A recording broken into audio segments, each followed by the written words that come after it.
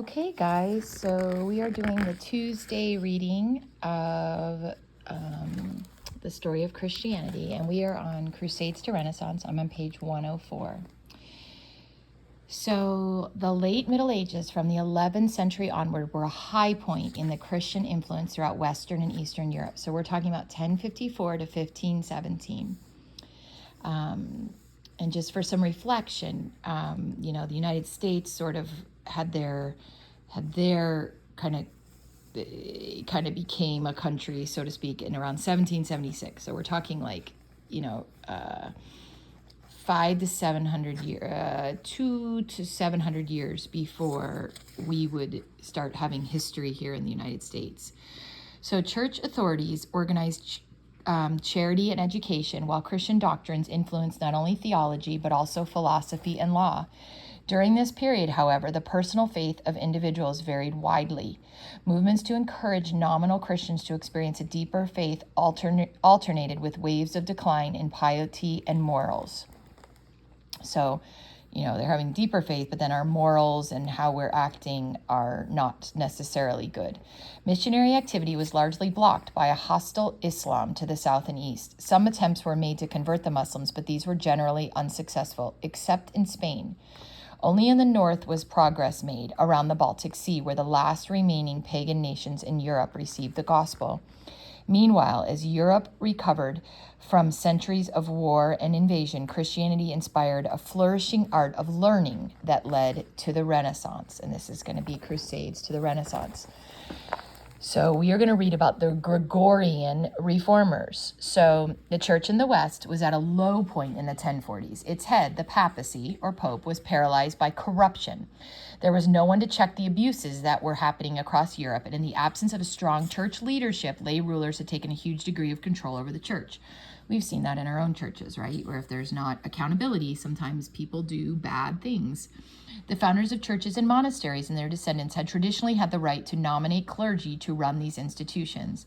In the 10th century, they frequently treated these church offices and the lands attached to them as their own private property, often selling them to the highest bidder. Anxious to control the church's vast lands and wealth, kings and emperors took it upon themselves to invest bishops and abbots with the ring and staff that symbolized their office and make them swear loyalty. These leaders of the church were thus compromised, corrupted, and under pressure to obey the rulers who had invested them. We just saw that with Pontius Pilate, right, and Sejanus. You feel like you have to respect the person who's put you in office, even if they're asking you to do things that aren't correct, rather than God. The Reformed monks who followed the lead of Cluny were able to resist the corruption because their only patron was the Pope, but they were powerless to call the rest of the church back to a holier life. So ironically, the campaign against lay dominance, so dominance by these ministers, began with the actions of a pious layman. That's a very religious layman, non-religious, not a higher up authority. In 1046, Emperor Henry III, confronted by the sight of these rival popes squabbling in Rome, deposed all three and installed a saintly German bishop in their stead. Pope Leo IX traveled throughout Italy, France, and Germany to abolish abuses and curb lay interference with the support of the influential cardinals, and there's a bunch of cardinals that helped him. Primarily, they wished to end the buying and selling of church offices so people could buy and sell the rights to be in charge, and to see bishops and abbots elected by their clergy or monks, not appointed. At the same time, they wanted clergy to be outside the jurisdiction of the secular courts so that the lay lords, who often controlled those courts, could not use them to coerce the clergy. So they're trying to get all this corruption to stop. All of these campaigns reached a peak when Cardinal Hildebrand took the papal throne as Gregory VII in 1073. He brought papal claims to a new level, declaring that no one on earth had jurisdiction over the papacy, while popes could depose even emperors.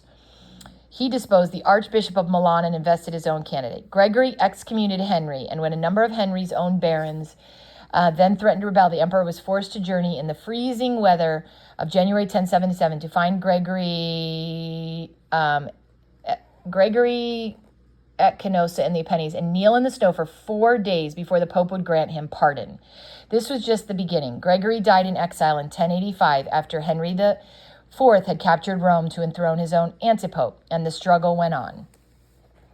It was finally ended by compromise at the Concordat of Worms in 1122, at which it was agreed that bishops were to be elected properly by their clergy, but in the emperor's presence, and that he was not to invest them, but they were to do homage to him. By that time, half a century of reforming popes had left churchmen in many countries looking to Rome for a lead and to resolve church disputes in a way that would have been unknown a century before. The Gregorian reformers left the church in a far stronger position than they found it, more independent of the powerful and with many abuses severely curbed. This is sort of the major thing we want to take, right? That they had managed to curb some of the abuses. And after that, as popes and emperors struggled for supremacy, a great spiritual revival was growing. In an age when many of the devout dedicated themselves to a life of prayer by becoming monks or nuns, an increase in devotion in the church was naturally led by and reflected in an increase in monastic numbers and zeal. In the 11th century, Benedictine monasticism was dominant in the West, a rule designed for a single house. It had become almost universal. Cluny, pages 9, and that was on 96 to 97, had reformed many monastic houses, but now, in the great splendor of its worship and the wealth of many of its monasteries, it seemed to have lost its original simplicity. The zealous wished to go further, to deny the flesh more fiercely than the soul might focus undistracted on Christ alone. By 1200, 8 new monastic orders had been formed. The first was that of the Carthusians, and then we've got another order, the Cistercians. Okay. So this is just, I have loved righteousness and hated iniquity. Therefore, I die in exile. That is a Pope Gregory VII on his deathbed. Unlike Benedictines who dyed their wool habits black, Cistercian monks and nuns left theirs white and untreated above, okay? They avoided ornament, often ate only one vegetarian meal a day, and founded their monasteries in the wilderness. Okay, and then up here, cardinals were originally those clergy from the churches in and around Rome who assisted the Pope. The name means hinge, expressing their useful place in the church administration. I think that's probably good for this section. I did want to go over the questions for this. I did want to look at them really quickly. So 104 to 107 questions, if there are any. Let's see.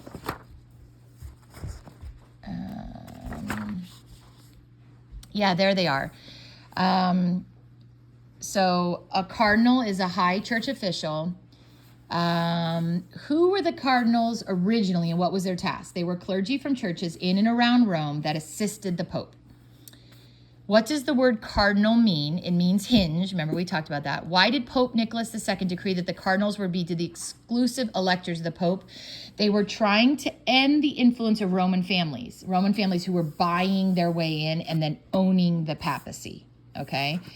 So the investiture conflict was a conflict in the church over who could invest church leaders with their authority.